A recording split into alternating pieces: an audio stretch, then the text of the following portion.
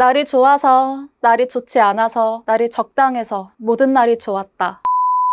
대한항공이 TVN 드라마 도깨비 촬영지로 알려진 캐나다 퀘벡 하늘길을 닫습니다. 15일 업계에 따르면 대한항공은 아시아 최초로 운항한 인천 퀘벡 직항 노선 전세기를 올해는 띄우지 않습니다. 대한항공은 지난해 한진관광 연계 상품으로 퀘벡의 직항 전세기를 띄웠었는데요. 올해 여행 수요가 줄어 퀘벡행 전세기 운항을 중단한 대한항공. 최근 아시아나 사이판 노선도 없어졌죠. 자세한 내용은 조태영 기자에게 물었습니다.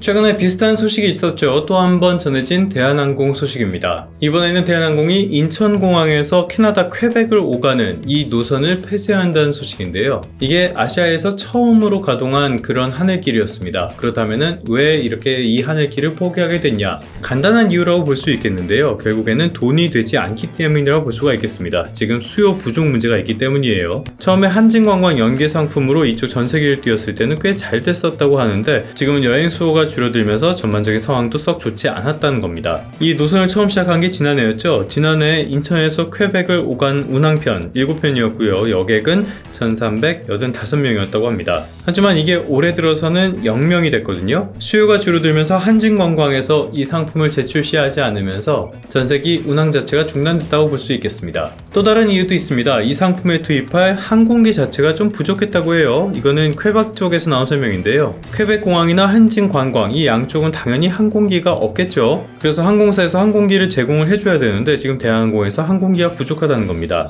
그러니까 당연하다면 당연한 이야기일 수 있는데요. 기본적으로는 경영을 효율화해 나가는 그런 과정이라고 볼 수가 있겠습니다. 그렇다면 지금 대한항공의 상황은 어떤가? 대한항공을 둘러싼 최대 이슈, 이건 역시 아시아나항공과의 합병 이슈라고 할 수가 있겠습니다. 하지만 이 합병건이 어떻게 진행되고 있느냐, 이 부분은 차치하고라도 대한항공 자체가 꽤나 순항하고 있는 모습입니다. 이거는 하나투자증권 자료를 보면서 조금 더 설명을 드리도록 하겠는데요. 일단은 2분기 실적 굉장히 선방했을 것으로 분석을 했습니다. 일단 전반적으로 항공사에는 몇 가지 변수가 있습니다. 일단은 상반기에 국적항공사 10곳 이곳을 이용한 이용객 수가 얼마나 됐냐? 4,756만 명이었다고 합니다.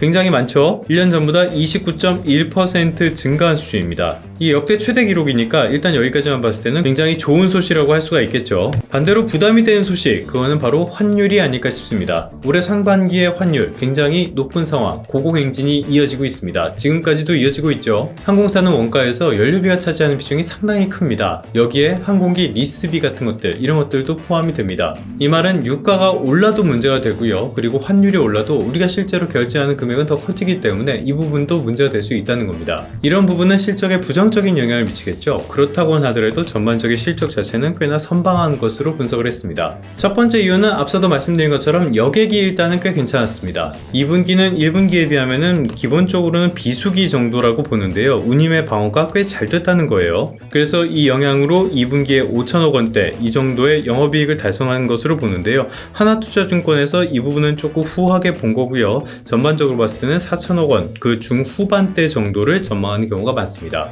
또 하나는 바로 화물 부분이라고 할 수가 있겠는데요. 영국의 발틱 해운 거래소 이곳에서는 항공 운임 지수도 내놓습니다. 이 내용을 쭉 보면요. 항공 운임 지수가 올해 들어서 계속적으로 높은 수준을 이어가고 있다고 합니다. 특히 홍콩에서 북미 노선 이쪽은 올해 들어서 최고치까지 올랐고요. 연초와 비교하면 한 10% 넘게 상승한 수준이라고 해요. 여기에도 몇 가지 이유가 있겠죠. 첫 번째 이유를 꼽자면은 역시 알퇴시, 중국의 이커머스 업체들이 주도하는 전자생거래가 굉장히 활성화가 되면서 이쪽을 통해서 물동량이 늘어난 측면이 있습니다. 두 번째라면 역시 반도체 수출이 개선됐다는 점을 들 수가 있겠는데요. 반도체라는 거는 워낙에 예민한 제품이고 하니까 이거를 선박으로 옮기기보다는 대부분의 물량이 비행기로 옮겨집니다. 그런데 최근 들어서 반도체 수요가 늘어나면서요. 국내에서 반도체 수출도 굉장히 늘어난 상태죠. 이런 것들도 화물 운임 상승에 당연히 영향을 미쳤을 겁니다. 당연히 화물 분야의 실적 역시 개선됐을 가능성이 대단히 크겠죠. 대한항공의 화물 운임은 전분기에 비해서 한 5% 정도 이렇게 증가했을 것으로 전망하고 있습니다. 물론 여전히 대한항공의 최대 이슈는 앞서도 말씀드렸던 것처럼 아시아나항공과의 합병 이슈라고 할 수가 있겠습니다. 이 합병을 둘러싸고 몇 가지 우려가 있는 건 사실이지만요. 기본적으로 봤을 때 이게 대한항공에 부정적인 영향을 미칠 가능성은 거의 없다고 볼 수 있겠습니다. 이거는 상식적인 수준에서 말씀을 드리는 건데요. 지금은 이 합병 절차에 미국의 승인만 남아있는 상태입니다. 이 결론이 나오면 당연히 주가에도 큰 영향을 미치게 될 텐데요. 이런 실적과 더불어서 합병 이슈까지 꼼꼼하게 챙겨보시는 게 좋지 않을까 싶습니다. 그러면 성공 투자하시고요. 다음 시간에 다시 뵙도록 하겠습니다.